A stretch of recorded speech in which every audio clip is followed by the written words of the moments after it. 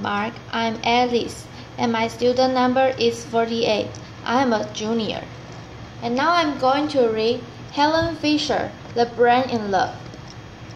I and my colleagues, Odd Aaron and Lucy Brown and others, have put 37 people who are madly in love into a functional MRI brain scanner, 17 who were happily in love, 15 who had just been dumped, and we're just starting our third experiment, studying people who report that they are still in love after 10 to 25 years of marriage.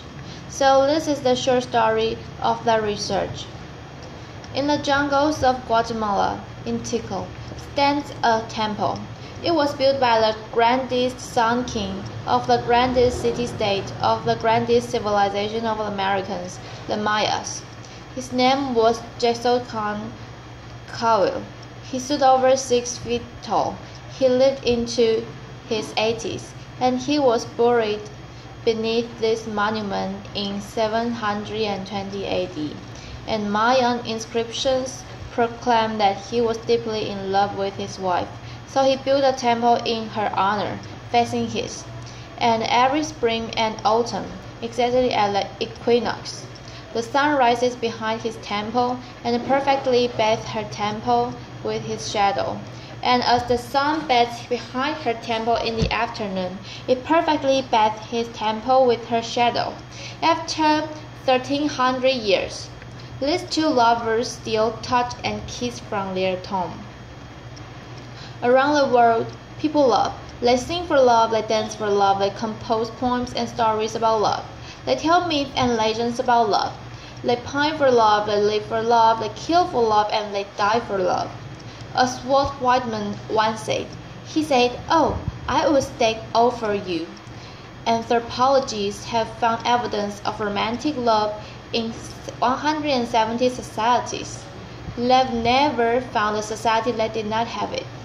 But love isn't always a happy experience. In one study of college students, they asked a lot of questions about love. But the two that stood out to me the most were, have you ever been rejected by somebody who you really loved? And the second question was, have you ever dumped somebody who really loved you? And almost 95% of both men and women said yes to both. Almost nobody gets out of love alive. So, before I start telling you about the brain, I want to read for you what I think is the most powerful love poem on earth. There's other love poems that are, of course, just as good, but I don't think this one can be surpassed. It was told by an anonymous Quackity Indian of Southern Alaska to a missionary in 1896, and here it is. I've never had the opportunity to say it before. Fire runs through my body with the pain of loving you. Pain runs through my body with the fires of my love for you. Pain like a boil about to burst with my love for you. Consumed by fire with my love for you. I remember what you say to me. I'm thinking of your love for me. I am torn by your love for me. Pain and more pain. Where are you going with my love? I am told you will go from here. I am told you will leave me here. My body is numb with grief. Remember what I said, my love. Goodbye, my love, goodbye. Emily Dickinson once wrote, "Parting is all we need to know of hell." How many people have suffered in all the millions of years of human evolution? How many people around the world are dancing with elation at this very minute? Romantic love is one of the most powerful sensations on earth. So several years ago, I decided to look into the brain and study this madness. Our first study of people who were happily in love has been widely publicized, so I'm only going to say a very little about it. We found activity in a tiny little factory near the base of the brain called the ventral tegmental area. We found activity in some cells called the A10 cells, cells that actually make dopamine, a natural stimulant, and spray it to many brain regions. Indeed, this part, the VTA, is part of the brain's reward system. It's way below your cognitive thinking process. It's below your emotions. It's part of what we call the reptilian core of the brain, associated with wanting, with motivation, with focus, and with craving. In fact, the same brain region where we found activity becomes active also when you feel the rush of cocaine. But romantic love is much more than a cocaine high. At least you come down from cocaine. Romantic love is an obsession. It possesses you. You lose your sense of self. You can't stop thinking about another human being. Somebody is camping in your head. And as an 8th century Japanese poet said, "My longing had no time when it ceases." Wild is love, and the obsession can get worse when you've been rejected. So right now, Lucy Brown and I, the neuroscientists on our project, are looking at the data of the people who were put into the machine after they had just been dumped. It was very difficult actually putting these people in the machine because they were in such bad shape. So anyway, we find activity in 3 brain regions. We find activity in the brain region in exactly the same brain region associated with intense romantic love. What a bad deal, when you've been dumped, the one thing you love to do is just forget about this human being and then go on with your life. But no, you just love them harder. As the poet Terence, the Roman poet, once said, he said, "The less my hope, the hotter my love." And indeed, we now know why. 2,000 years later, we can explain this in the brain.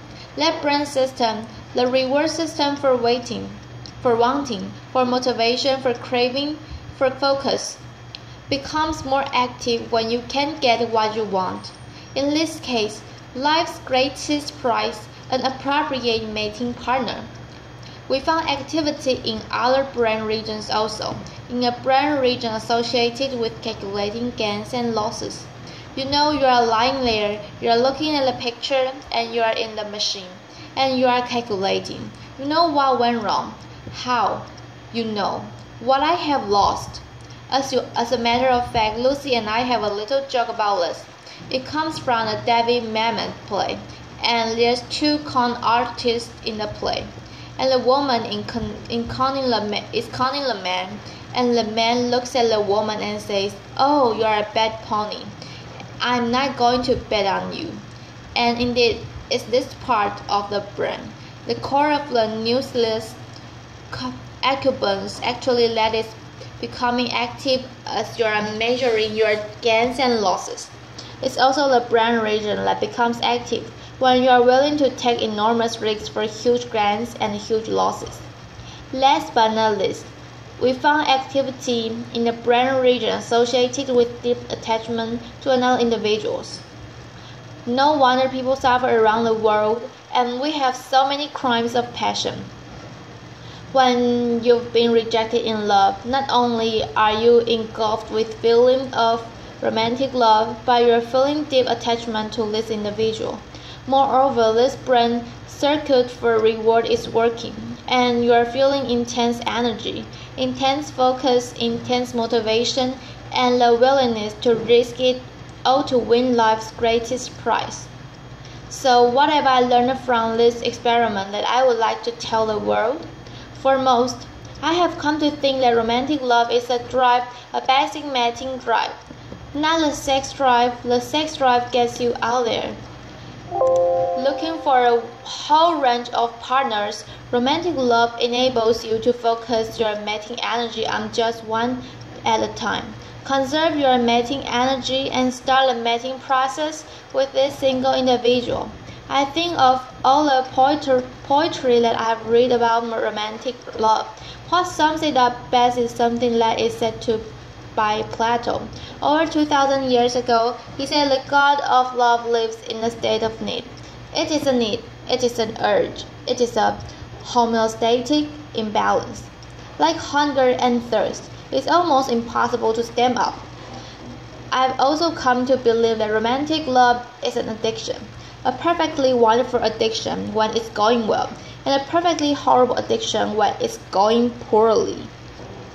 And indeed, it's It has all of the characteristics of addiction. You focus on the person, you obsessively think about them, you crave them and distort reality, your willingness to take enormous risks to win this person. And it's got the three main characteristics of addiction. Tolerance, you need to see them more and more and more. Withdrawals and less relapse. I've got a girlfriend who's just getting over a terrible love affair. It's been about 8 months.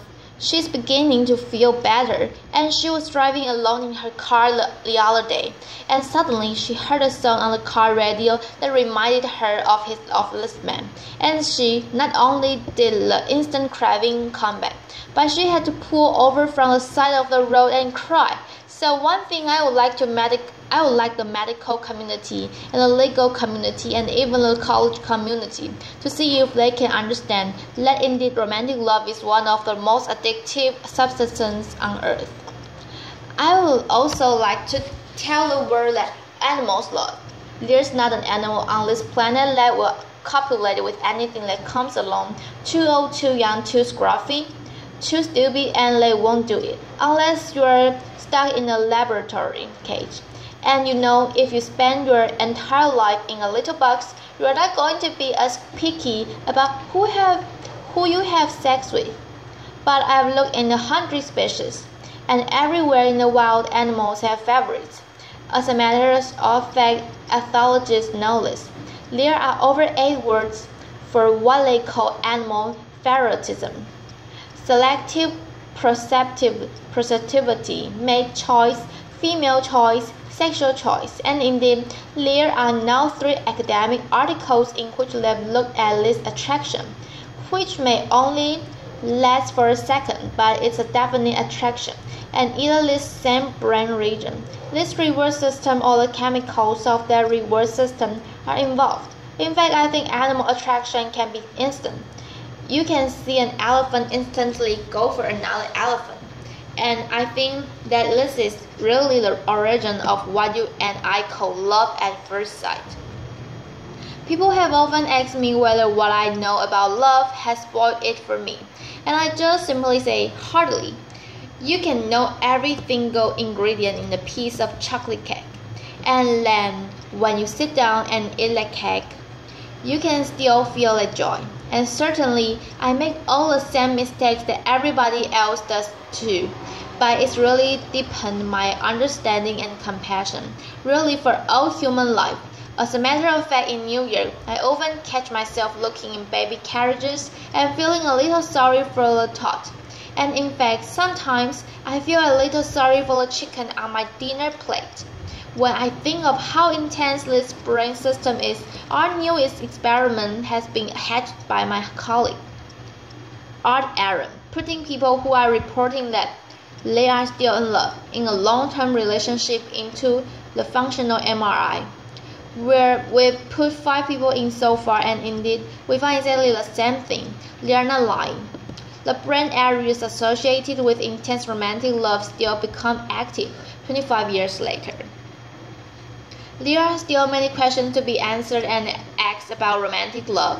The question that I'm working on right this minute, and I'm only going to say it for a second and then end, is why do you fall in love with one person, rarely another? I never would have even thought to think of this, but Match.com, the internet dating site, came to me 3 years ago and asked me this question. And I said, I don't know. I know what happens in the brain when you do become in love, but I don't know why you fall in love with one person rather than another. And so I've spent the last 3 years on this. And there are many reasons that you fall in love with one person rather than another that psychologists can tell you. And we tend to fall in love with somebody from the same socio-economic background, the same general level of intelligence, the same general level of good looks, the same religious values. Your childhood certainly plays a role, but nobody knows how. And that's about it. That's all they know. No, love never found a way to personalities fit together to make a good relationship.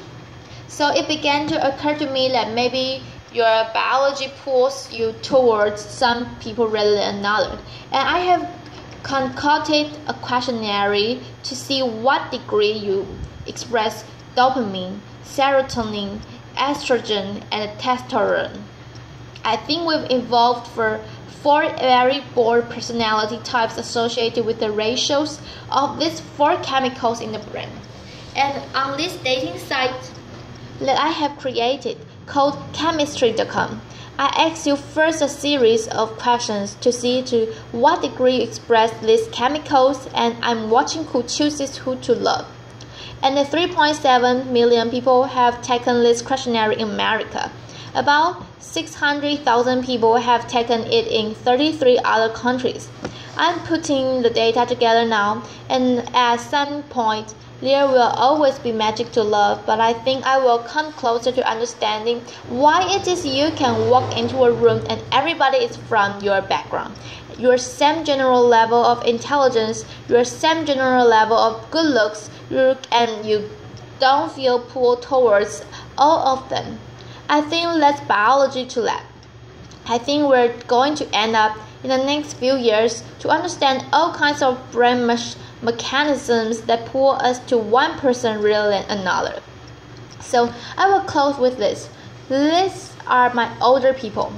Faulkner once said, "The past is not dead, it's not even the past." Indeed, we carry a lot of luggage from our yesteryear in the human brain. And so there's one thing that makes me pursue my understanding of human nature, and this reminds me of it. These are 2 women. Women tend to get intimacy differently than men do. Women get intimacy from face-to-face talking. We swivel towards each other. We do that what we call the anchoring gaze, and we talk. This is intimacy to women.